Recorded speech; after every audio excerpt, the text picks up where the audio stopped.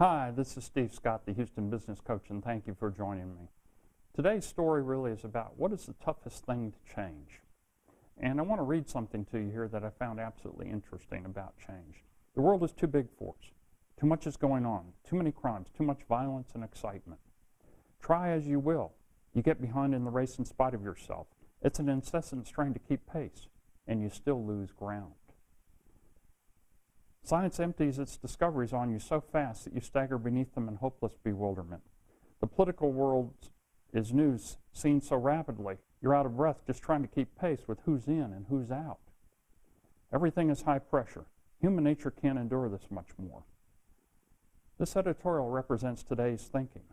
However, it appeared June 16, 1833, in the Atlantic Journal. Not much has changed, has it?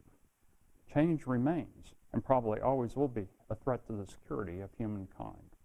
What's interesting, a Canadian researcher did some studies on change, and what he found is that the brain actually goes through some waves and patterns that are akin to being very, very distressed.